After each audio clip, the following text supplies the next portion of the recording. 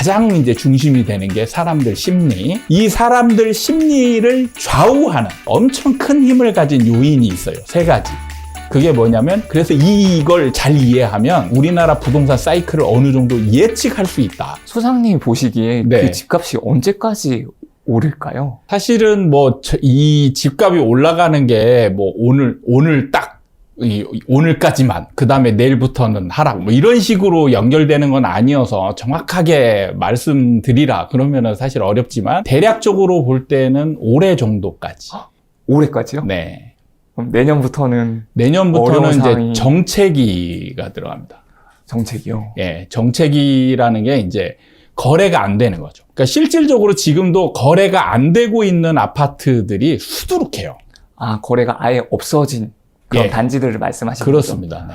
아, 혹시 그 이유를 좀 알 수 있을까요? 그게 왜 그러냐면, 이제 심리가 이제 지금 굉장히 과열됐잖아요. 네. 이게 과열되다 보니까 집 가진 사람들이 이제 기대 가치가 점점 높아지거든요.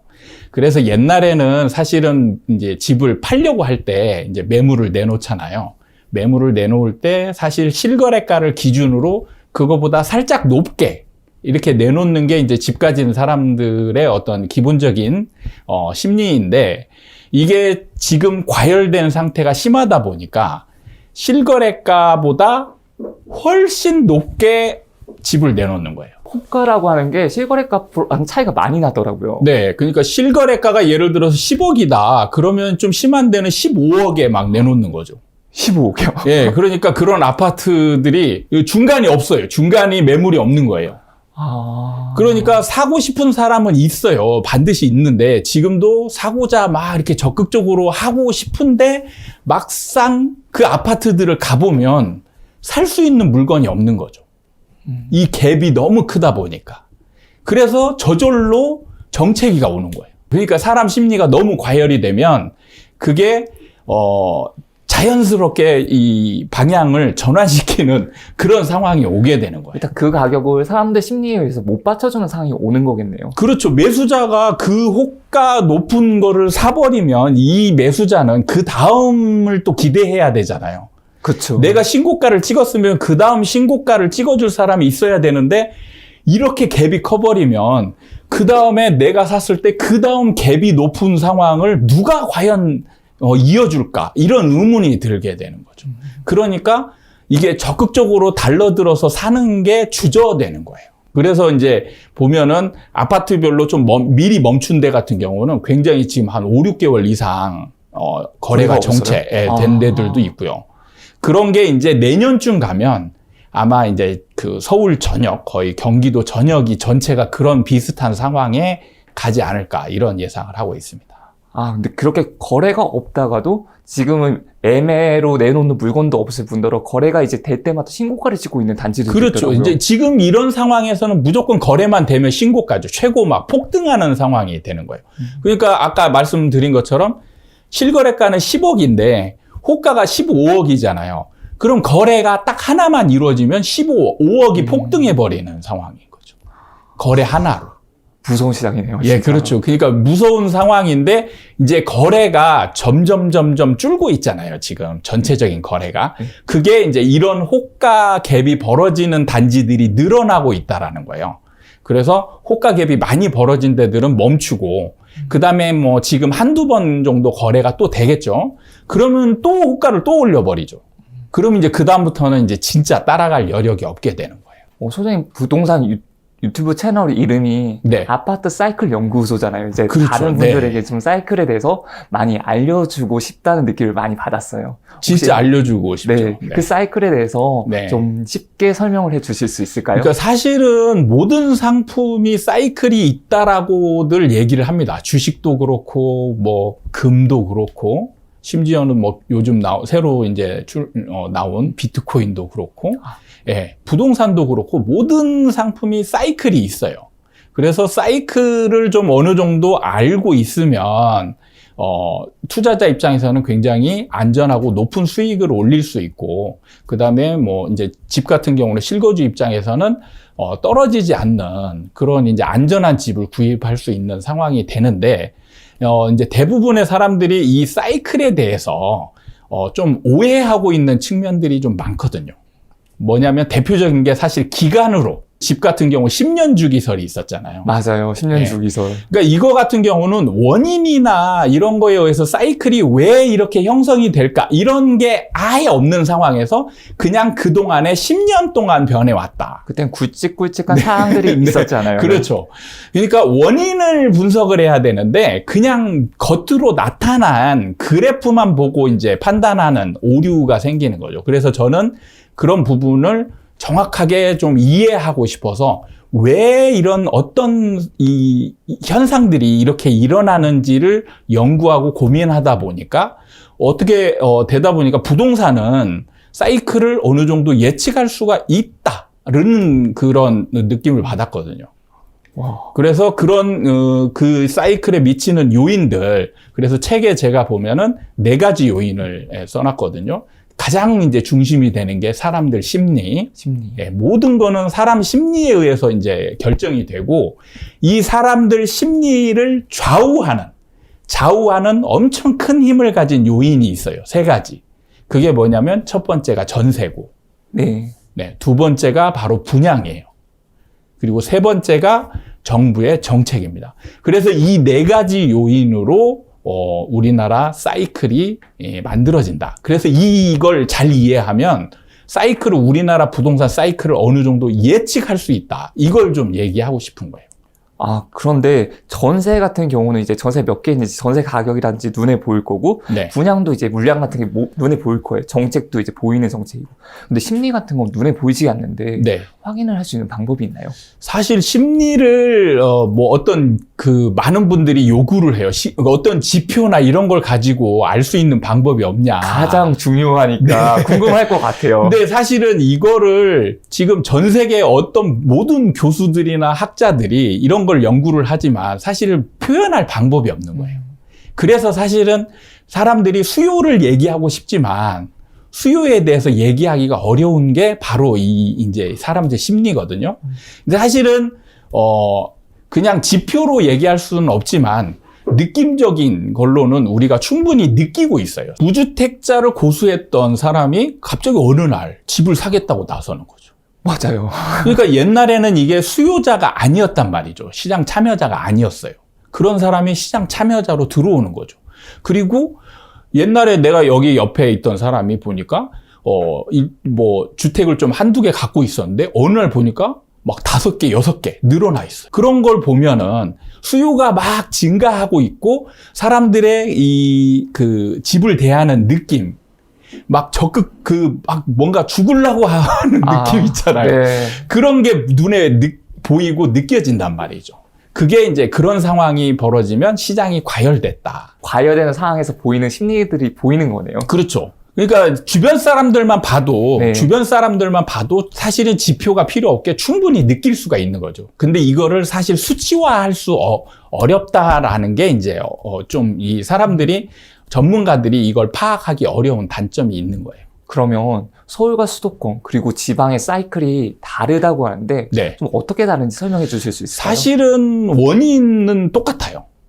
사이클을 움직이는 원인, 이 4가지 요인 똑같이 지방에도 이제 적용이 되는데 과열되는 시기가 좀 다를 수 있어요. 그래서 서울 수도권을 제가 한 시장으로 보고 있고 지방을 별개 시장으로 보고 있는데 여기서 좀 차이점은 대중심리에 의해서 이제 사이클이 움직이다 보니까 대중심리의 힘이 있거든요.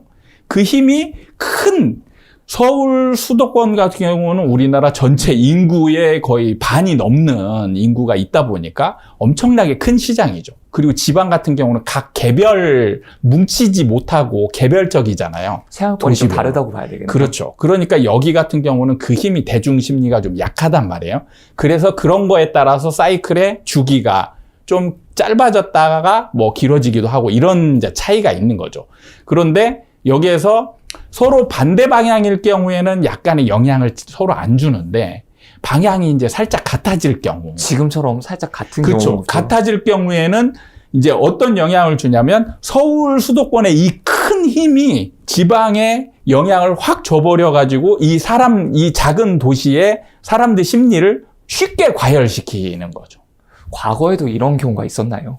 사실 과거에 같은 경우는 좀 별개로 되어 있어가지고 사실 거꾸로 어떻게 보면 약간 거꾸로 가는 느낌이 있었거든요. 근데 이번에 이제 디커플링이 이제 비슷해지는 그런 상황들이 좀 벌어지는 도시들이 생긴 거예요. 근데 그거와 다른 이제 또 사이클을 가지고 있는 일부 도시들 같은 경우는 그냥 마이웨이로 가고 있는 거죠. 아, 요즘 보면 진짜 아파트 값이 장난 아니게 오르는 곳이 많더라고요. 네, 그렇죠. 이게 거의 호가가 실거래가로 불릴 정도로 가격이 많이 오르고 있는데 네. 오르는 단위도 1,000만 원 단위부터 시작해서 억 단위까지로 또 바로 오르는 경우도 네, 있더라고요. 네, 네. 그러면 이런 부동산 이렇게 오르는 이유가 왜일까요? 사실 이 부분이 정말 중요한데 이거를 제가 볼 때 경제학자들도 그렇고 부동산 전문가들도 그렇고 이 부분을 어떻게 보면 굉장히 기계적으로 이해하고 있는 부분들이 많아요. 자, 제가 한번 질문을 드려볼게요. 사람 두 사람이 있어요. 한 사람은 수요고 한 사람 공급이라고 하겠습니다. 지금 팔려고 하는 사람 한 사람이 있고 사려고 하는 사람 한 사람이 있어요. 그럼 가격이 어떻게 될까요? 거의 변동이 없겠죠. 그렇죠. 그렇게 생각하죠. 근데 틀립니다, 이게. 더 비싸게 팔고 싶어 하는 건가요? 아니요. 이게 두 사람이 방향이 같냐, 틀리냐에 따라서 상황이 달라지는 거예요. 원래 수요 공급이라는 거는 방향이 다르거든요. 그러니까 공급은 가격을 내리는 역할을 하고 수요는 가격을 올리는 역할을 하잖아요. 그런데 사실 이 집 같은 경우는 반대로 이제 집을 가지고 있다고 생각을 해보세요. 그리고 제가 이제 수요자예요. 근데 지금 시장 상황이 집값이 막 오르고 있어요.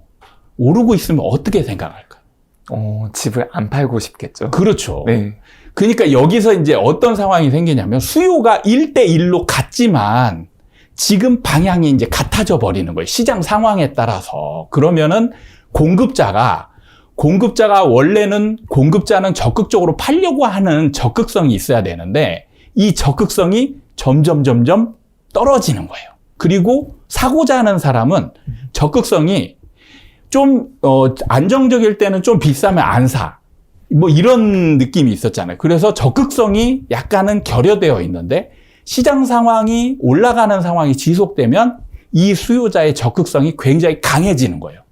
그러면 매도자는 팔려고 할 때 집값을 조금씩 올리려고 노력을 하고 매수자는 그거를 못 올리게 쫓아가서 막 사야 되는 거예요. 올라가는 거를.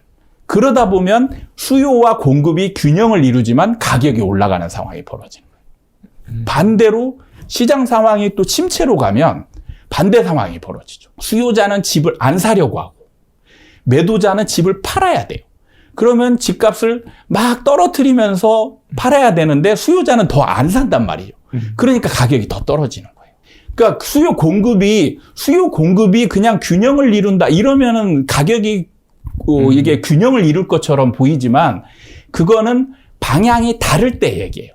방향이 다를 때. 근데 시장 상황이 어느 한쪽으로 확 기울어 버리면 그다음부터는 모든 사람들이 방향이 같아지는 거예요. 상승장이건 하락장이건 이렇게 방향이 같아질 때는 그렇죠. 그럼 그쪽 방향으로 같이 움직이는 거죠. 그래서 이 가격이 예를 들어서 아까 말씀하신 것처럼 만약에 1,000만 원, 2,000만 원 오를 상황이 이때부터는 방향이 같아지면 적극성이 수요자 쪽에서 적극적이고 매도자는 적극성이 떨어지기 때문에 5,000만 원, 1억 이런 식으로 올려도 매수자가 쫓아가서 사게 되는 거예요. 그러면 지금 이제 계속 오르고 있는데 네. 이제 올해까지는 이제 좀 오르는 거 맞는데 내년부터는 좀 내려갈 가능성도 있다고 말씀을 하셨는데 그러면 그런 징조라는 게 좀 있을까요? 그러니까 아까도 말씀드렸다시피 지금 이 매도자가 적극성을 점점 약하게 하면서 호가를 확 올려버리잖아요. 그러면은 매수자가 적극적으로 사려고 하다가 이 호가가 너무 벌어지니까 이때부터 쫓아갈 수가 없는 거죠. 그래서 이 매수를 못하는 상황이 거래가 없는 상황이 일정 기간 지속되는 게 일반 아파트 시장에서 이제 형성이 되고요. 그 다음에 이제 중요한 변수가 발생하는 게 바로 분양 시장에서 이제 변수가 발생을 하는 거예요. 분양 시장에서. 그러니까 우리나라 그 아파트 시장을 뭉뚱그려서 보면 안 되고 분양시장과 일반 아파트 시장으로 이렇게 나눠서 봐야 돼요. 일반 아파트 시장은 수요자와 공급자가 이 시선이 일치하는 방향으로 가고 있고, 분양시장은 달라요. 분양시장은 왜 다르냐? 건설사는 분양을 하잖아요. 이 분양하는 물건은 공급인데 얘는 적극성이 100%예요. 혹시 그 말이 적극성이 100%라는 게 어떤 말이에요? 무조건 팔아야 되는 거죠. 일반 시장에서는 수요자와 매도자가 방향이 같아지면서 오르면 좋은 상황이잖아요. 그래서 매도자가 공급을 이제 파는 게 공급이잖아요. 매도자가. 근데 이거를 적극성을 띄지 않고 자꾸 안 팔아도 되니까 매물을 걷어들이고 아니면 호가를 올리고 이런 상황이 벌어지잖아요. 일반 시장에서는. 근데 분양 시장에서는 가격이 올라가더라도 한번 분양가를 딱 정해놓은 물건은 그 가격에 무조건 팔아야 되는 거예요. 시장 상황이 막 좋다고 해서 이거를 나 가격 분양 안 하고 가격 올릴래. 이런 행위를 못 한다는 거죠. 정해져 있는 가격 그대로 팔아야 되는 그렇죠. 거죠. 네. 그래서 적극성이 100%라고 얘기하는 거예요. 이게 실질적인 공급인 거예요. 우리가 알고 있는 수요 공급, 여기에서 실질적인 공급 역할을 하는 게 바로 분양시장에서 분양 물건인 거예요.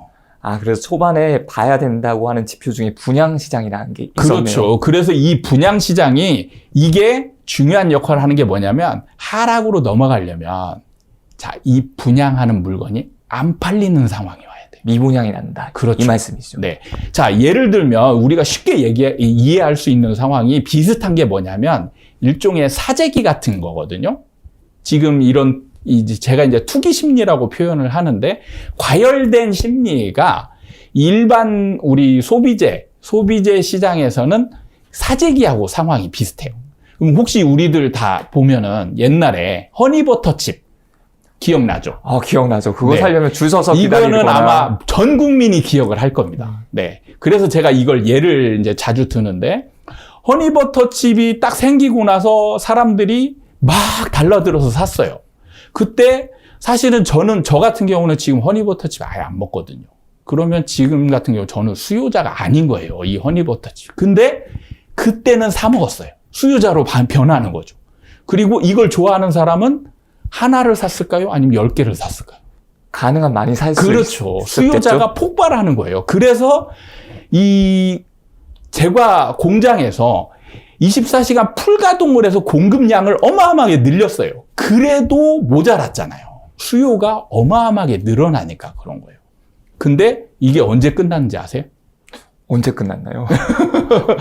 그건 잘 모르겠네요. 그게 뭐냐면 슈퍼마켓 가면 이제 매대 있잖아요. 진열해 놓는.